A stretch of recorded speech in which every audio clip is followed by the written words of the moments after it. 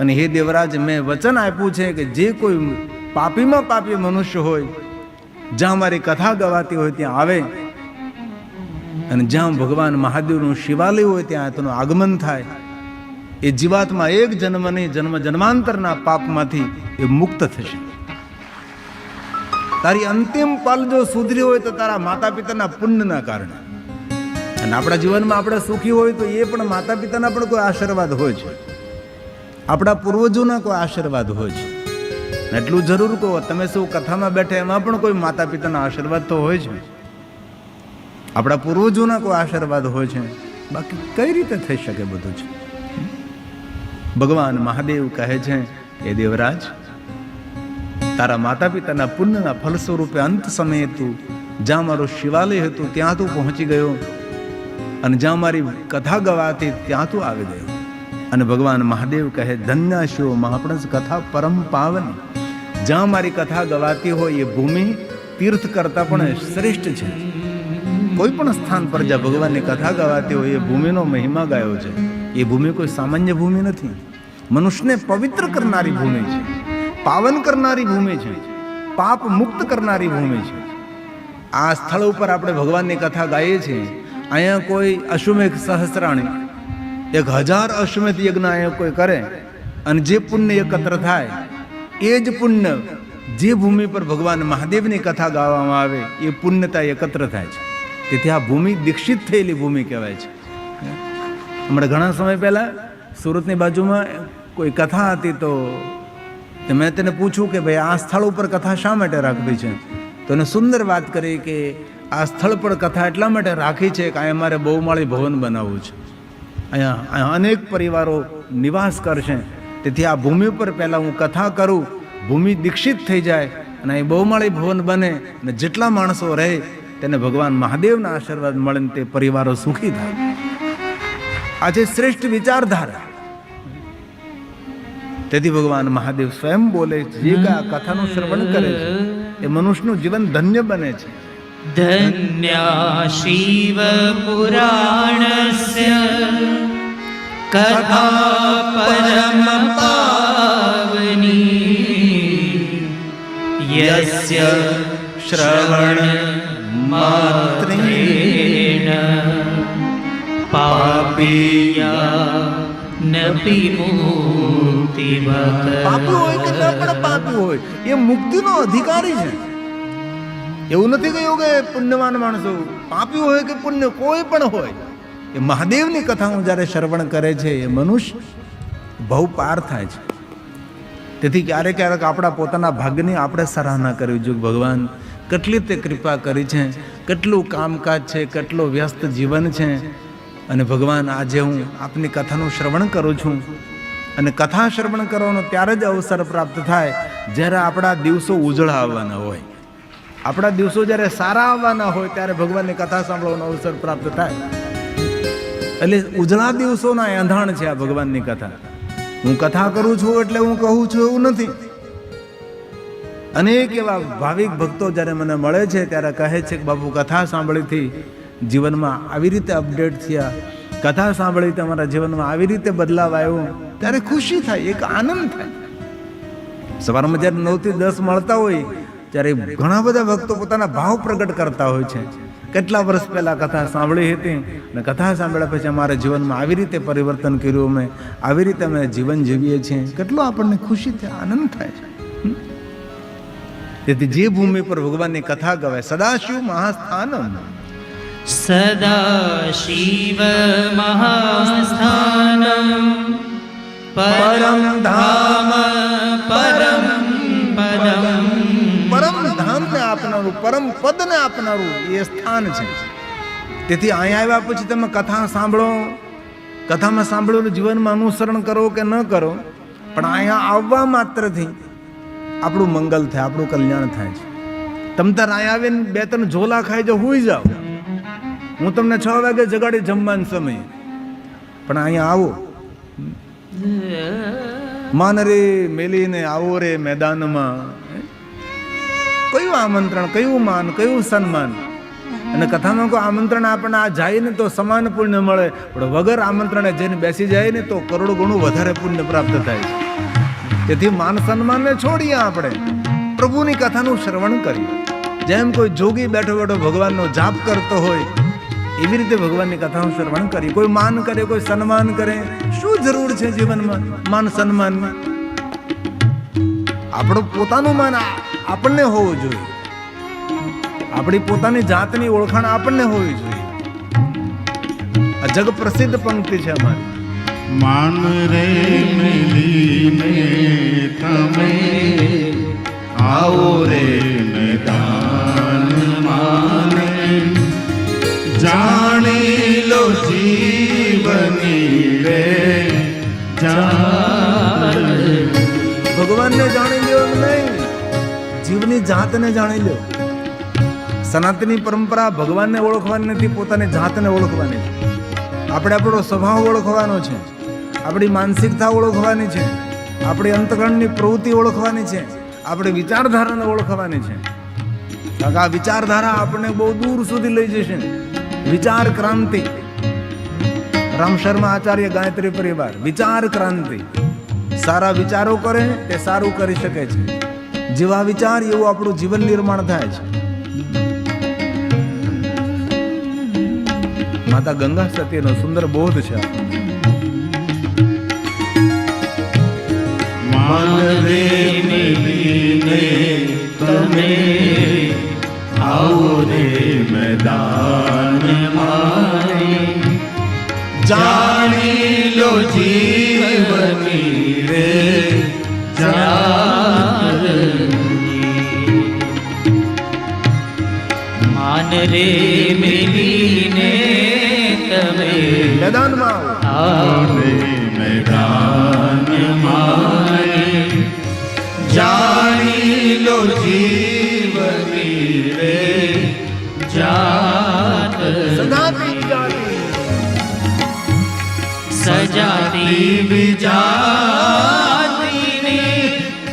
જુગતી બતાવું ને, સજાતી વિજાતીની જુગતી બતાવું ને, દીપે પાડી દઉં બીજી વાત. માન રે મેરીને તમે આવો રે મેદાન માને, જાણી લો જીવની રે જાન. ભક્તિ કરવી હોય ને તો સહન કરવું પડે છે. ભક્તિ કરવી તેને રાખથી ને રહેવું ભાઈ. ભક્તિના માર્ગમાં કોલર ન ચડાવે. જેસલ જેવો જેસલ તોરલનો આશ્રિત બન્યો, કેવો ખુખાર માણસ, પણ કેવું જીવન નિર્માણ થયું આજે સૌ તેને યાદ કરે છે. તેથી ભક્તિના માર્ગમાં સહન કરો. ભક્ત બિનાતે પ્રથમ પીડા, અનગઢ સંકટ તેને પડ્યા. માર ખાધા વગર માટલું તૈયાર ન થાય, અને માર ખાય પછી માટલું તૈયાર થાય ને એમાં પાણી ભરાય, બીજાને શીતળતા આપે છે.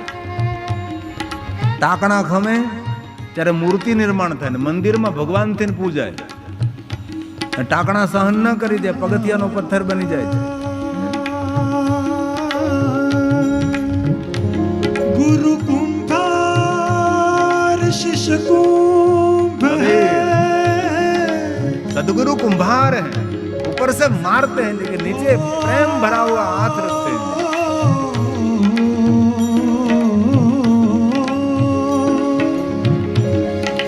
गुरु कुंभार शिष्य ભક્તિ કરવી તેને જતું કરતા આવડવું જોઈએ. અને ઘડી ઘડી કાઢે, ગુમાવે તેને ઘણું મળે, જતું કરે તેનું કાંઈ નથી જતું, જતું નથી કરતા તેનું બધું જતું રહે. જીવનમાં જતું કરો. ગુરુ કુંભાર શિષ્ય કુંભ હૈ, અને ઘડી ઘડી કાઢે ખો. કથા સાંભળ્યા પછી આપણા જીવનને આપણે અલગ દિશા આપવાની છે, અલગ મોડ પર લઈ જવાનું છે. નગરના, ગામના, પડોશીને, ઘરના, પરિવારને સૌને ખબર પડવી જોઈએ ક્યાંક પરિવર્તન દેખાય છે. જીવનમાં કથા સાંભળ્યા પછી પરિવર્તન નહીં કરીએ તો નવું આવર્તન ક્યારે કરી શકીએ આપણે? તેથી વર્તમાનને મંગલમય બનાવવું તો પરિવર્તનની બહુ આવશ્યકતા છે. તેથી ભક્તિ કરવી તેને રાગથી નહીં રહેવું ભાઈ.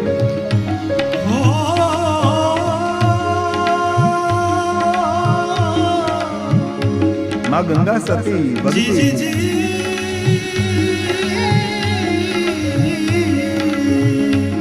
ગુરુ કુંભાર શિષ્ય કુંભ અને ઘડી ઘડી કાઠે ખો અંતર સે રક્ષા કરે અને બાહર મારે જો ભક્તિ રે કરવી તેને રાગ કરીને ભૂને મેલવું અંતરનું અભિમાન. રાગથી રહેવું તો કોઈ લૂંટી જાય એમ નહીં પાછું. અભિમાન મુક્ત સરળ બનીને રહેવું, સીધા સાદા બનીને રહેવું. કેટલી સુંદર ઉપદેશક પંક્તિ છે આ. ગંગા સતીના એક એક ભજનો જીવનનું મોટામાં મોટું મોટિવેશન છે. દૂર જવાની જરૂરી નથી. કેટલી સુંદર પંક્તિ છે. ભક્તિ રે કરવી તેને કેવી રીતે રહેવું? રાગ કરીને બોલે ને બોલવા જો, કહે ને કહેવાય. મેલવું અંતરનું અભિમાન.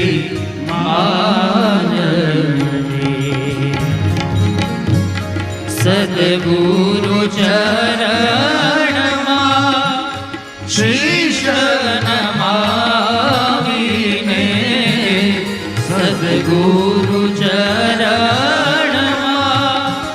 શીશ નમાવીને સમજવી ગુરુજીને શાન રે. ભક્તિ રે કરવી તેને રાગ થઈને રહેવું ને મેલવું અંતરનું અભિમાન.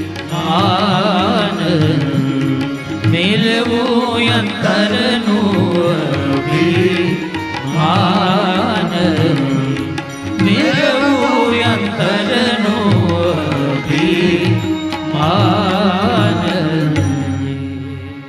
ભગવાન મહાદેવ કહે છે, દેવરાજ તારા માતા પિતાના પુણ્યથી તું કૈલાસના દ્વાર સુધી પહોંચ્યો છે. હવે માગતો મારી પાસે. દેવરાજ કહે, ભગવાન માગવાનો કયો મારો અધિકાર? મેં તો બહુ પાપ કર્મો કર્યા છે, એક પણ પાપ છોડ્યું નથી, પણ મારા માતા પિતાનું કોઈ સારું પુણ્ય હતું. તેથી મને ભગવાન મહાદેવ આપના દ્વારે હું પહોંચ્યો છું. ભગવાન બસ હવે મને જન્મ અને મૃત્યુના ફેરામાંથી મુક્ત કરો. અને સુત પુરાણજી પ્રયાગ તીર્થમાં કહે છે, આવું પાપી માણસ પોતાના માતા પિતાના પુણ્યના ફલ સ્વરૂપે ભગવાનની કથામાં આવે છે, અને જ્યાં ભગવાનનું શિવસ્થાન છે ત્યાં આવે છે, અને પાપ મુક્ત બને છે, અને ભગવાનના ધામમાં જાય છે, અને ભગવાન તેને મુક્તિ આપે છે. માતૃ પિતૃ વધુ હંતા. આવું પાપી માણસ દેવરાજો એમની ગતિ થાય, તેની પરમ ગતિ થાય છે. કેટલી સુંદર વાત કરી માતા પિતાના પુણ્યથી. અંત સમયે અજાણતા ભગવાનની કથામાં ગયો, અહીં આત્માનું પરમ કલ્યાણ થયું. અને પ્રયાગ તીર્થમાં બિરાજમાન મહાત્માઓ કહે છે, હે સુત પુરાણીજી, ભગવાનની કથાનો એટલો મહિમા, જેને જીવન પર્યંત પાપ કર્મો કર્યા છે, અને એ ભગવાનની કથામાં જાય, ભગવાન શિવજીના શિવાલયે જાય, અને એ જીવાત્માનું મંગલ થાય. હે સુત પુરાણીજી, બહુ સુંદર કથા છે. આ કથા સાંભળતા મેં કૃતાર્થ બન્યા છે. સુત પુરાણીનું સુંદર સંબોધન કરે, હે સૂત, હે સૂત. સૂત સૂત મહાભાગ સર્વજ્ઞોસી મહામતે ત્વત્પ્રસાદાત कृतार्थोऽहं कृतार्थोऽहं पुनः पुनः कृतार्थोऽहं पुनः पुनः. આપના મુખેથી આ મહાત્મ્ય કથાનું શ્રવણ કરતા અમે સૌ કૃતાર્થ થયા છે. આવી પુનઃ પુનઃ સુંદર સુંદર ભગવાનની કથા કહો. સુત પુરાણે કહે છે મહાત્માઓ, ભગવાનની કથા ધન્ય છે, ભગવાન મહાદેવ ધન્ય છે, કથા સાંભળનારો ધન્ય છે અને કથા કહેનાર ધન્ય છે. તેથી આપણે સૌ આપણા ભાગ્યની સરાહના કરશે કે જે કથાનું શ્રવણ કરવા માત્રથી મનુષ્ય મહાદેવના લોકને પ્રાપ્ત કરી શકે છે, શિવલોકને પ્રાપ્ત થાય છે. બહુ હૃદયથી એક વાત કહું છું, અનેક સત્કર્મો કરવાથી પુણ્ય મળે છે, પણ જે કથા સાંભળવાથી પુણ્ય મળે છે ને એવું પુણ્ય દુનિયાને કોઈ સ્થાનેથી ન મળી શકે. કોઈ જગ્યાએ એવું નથી સાંભળ્યું કે આ યજ્ઞ કરવા તમને કથાનું પુણ્ય મળશે. યજ્ઞો કરવા જ જોઈએ, પણ કથામાં એવું કહ્યું કે હજારો યજ્ઞ કરવાનું જે પુણ્ય મળે એ ભગવાનની કથાનું શ્રવણ કરવા માત્રથી પુણ્ય પ્રાપ્ત થાય. આ કથા સાંભળવા માત્ર. દુનિયાના બધા તીર્થોની યાત્રા કરવાનું જે પુણ્ય મળે એ પુણ્ય ભગવાનની કથા સાંભળવાથી મળે. દરેક દાન કરવાનું જે પુણ્ય મળે એ દાન કરવાનું પુણ્ય કથાનું શ્રવણ કરવા માત્રથી એ પુણ્ય પ્રાપ્ત થાય. તેથી ધન્ય ધન્ય ધન્ય ધન્ય કથા શંભો સ્તવં ધન્યો ધન્ય એવ ચ યદા કર્ણેન માત્રેણ શિવલોકં વ્રજેન્નરઃ શિવલોકં વ્રજે. ભાવથી કુભાવથી આળસથી પ્રમાદથી શરમથી ધર્મથી જે કોઈ ભગવાનની કથાનું શ્રવણ કરે છે એ મહાદેવના લોકનો અધિકારી છે. ભાવ કભાવ અલખ આલસ નામ જપત મંગલ દશ દશી, 10 દિશાનું મંગળ કરે. આપણે ભગવાનનું નામ લઈએ તો દિશાઓને કેવું ન પડે અમારું મંગલ કરો. 10 દિશાઓ આપણું મંગલ કર. પછી ભાવથી લેતા હો કે ગુભાવથી લેતા હો, પણ પ્રભુનું જ્યારે નામ સ્મરણ કરીએ છીએ ત્યારે 10 દિશા આપણું મંગલ કરે છે. હવે એટલું તો વિચારીએ કે 10 દિશા જો આપણું મંગલ કરતી હોય તો દુનિયામાં કોની તાકાત છે આપણું કોઈ અમંગલ કરી શકે? દિશા તો 10 ને ભાઈ, 4 દિશા, 4 ખૂણા, આકાશ ને પાતાળ, દિશા થઈ 10. એની કોઈ દી દશા ન બગડે. તેથી હાલતા ચાલતા બેસતા ઉઠતા ખાતા પીતા ઊંઘતા જાગતા ઘરમાં વનમાં શમશાનમાં કોઈ પણ અવસ્થામાં ભગવાનને યાદ કરો. એવું નથી કે જો મહાદેવને યાદ કરો, મહાદેવને યાદ કરો તમારું ભાગ્ય ખોલે, પણ જે ભગવાન તમને વહાલા હોય એ ભગવાનનું સ્મરણ કરો. આ તુલસીનું વચન છે. ભાવ કુભાવ અલખ આલસ ભાવ કભાવ અલખ આલસ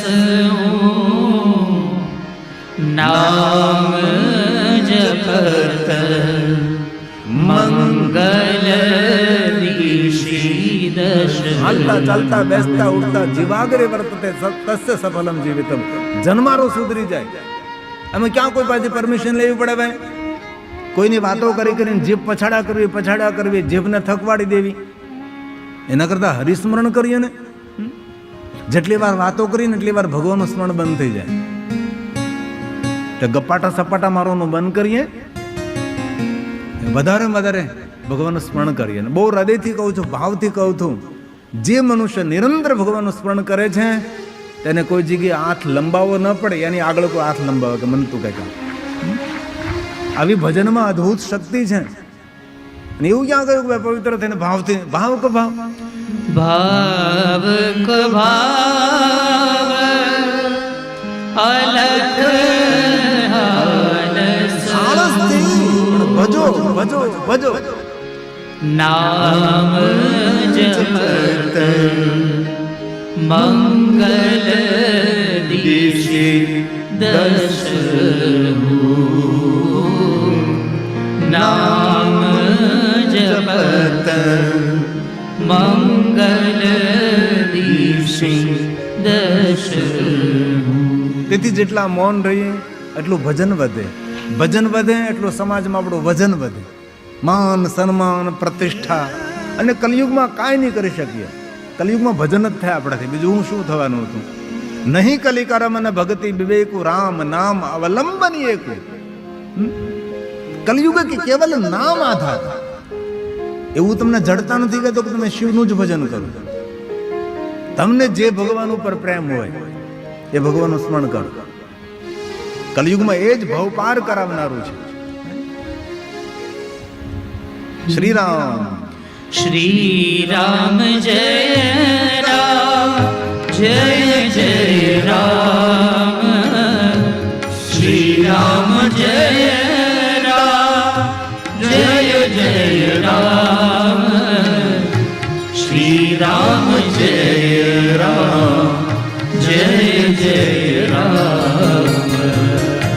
શ્રી રામ જય રામ જય જય. અરે પહાડ જેવડું દુઃખ હોય, પહાડ જેવડું. ભજન કરવાથી એ દુઃખ ઘાસના તૃણ જેવું થઈ જાય. અનુભવ તો કરો. આમાં કોઈ ખર્ચ નથી, કોઈ પરમિશન લેવાની નથી, કોઈને મંજૂરી લેવાની નથી, કોઈ ટેક્સ ભરવાનું નથી. શરૂઆત તો કરીએ નિરંતર નિરંતર ભગવાનનું સ્મરણ, નિરંતર ભગવાનનું સ્મરણ. તમે જો તો ખરા, તમારા ચહેરાનો રંગ બદલી જશે, આપણી મુખાકૃતિના ભાવ બદલી જાય, આપણી આંખનો ભાવ બદલી જાય, આપણી રહેન સહેન બદલી જાય. શરૂ કરી શકાય છે. હાલતા ચાલતા બેસતા ઉઠતા ખાતા પીતા ઊંઘતા જાગતા, પવિત્ર અવસ્થામાં અપવિત્ર અવસ્થામાં, ઘરમાં વનમાં શમશાનમાં, કોઈ બી સ્થિતિમાં નિરંતર નિરંતર નિરંતર.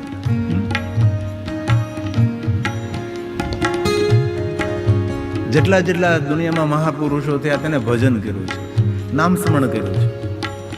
એવું નથી કહેતો કે તમને હું કે તમે ઘરના ખૂણામાં માળા લઈને બેસી જાઓ. કરતા જાઓ ઘરનું કામ ને લેતા જાઓ. બોલો તો ખરા. હા, તો પછી કરતા જાઓ ઘરનું કામ લેતા જાઓ. તો પછી लूट सके तो लूट ले, કેટલો સરળ ઉપાય છે ભવ પાર થવા માટે. राम नाम की लूट. વ્યર્થ ચિંતનમાં, વ્યર્થ વાતોમાં, વ્યર્થ વિચારોમાં, વ્યર્થ પ્રવૃત્તિમાં જીવન ગુમાવવું એ તો મૂર્ખા લોકોનું કામ છે. लूट सके तो लूट ले, शिव नाम की लूट. મૂર્ખા કોને કે ખબર? ખોટી વાતોનો પ્રચાર કરે તેને મૂર્ખા કહેવાય. કોઈ માણસને અફવા ઉડી હોય, ને અફવા કોણ ઉડાડે? જે આપણા પ્રત્યે નફરત કરતા હોય એ લોકો. આપણા પ્રત્યે જેને નફરત હોય એ લોકો આપણે ખોટી અફવા ઉડાડે અને મૂર્ખાઓ તેનો પ્રચાર કરે. સીધી વાત છે ને. અને બુદ્ધિ વગરના લોકો એ વાતને સત્ય જાણ્યા વગર સ્વીકારી લે. સીધી જ વાત છે ને, એને અફવા કહેવાય. અને દુનિયામાં લગભગ આવા માણસો છે.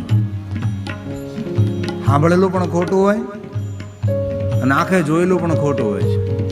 તેથી ઘણીવાર મેં કથામાં કહ્યું, માણસ કામમાં કાચો ચાલે, લખવામાં કાચો ચાલે, વાંચવામાં કાચો ચાલે, વ્યવહારમાં કાચો ચાલે, પણ કાનનો કાચો ક્યાંય ન હાલે. માણસ કાનના કાચા નહીં હોય છે, કાનથી પરિપક્વ હોય છે. તેથી નિર્ણય લેવાનો છે, આજથી આપણે ભજન કરીએ. કરતા જાઓ ઘરનું કામ લેતા જાઓ. બસ એટલું કરજો એટલે બેડો પાર. આપણે જયેશભાઈનું કરેલું આયોજન આપણે સફળ. જે તમને ગમે, એવું નથી કહેતો કે રામને છે, એવું નથી કહેતો કૃષ્ણને, એવું નથી કહેતો શિવજીને. તમારા જે ઈષ્ટદેવ હોય તેનું ભજન કરો. માતાજી હોય તો માતાજીનું ભજન કરો. બાકી રામજી તો છે જ. શ્રી રામ જય રામ જય જય રામ. શ્રી રામ જય રામ જય જય રામ. શ્રી રામ જય રામ જય જય રામ. શ્રી રામ જય રામ જય જય રામ શ્રી રામ જય રામ જય જય રામ શ્રી રામ જય રામ જય જય રામ શ્રી રામ જય રામ જય જય રામ શ્રી રામ જય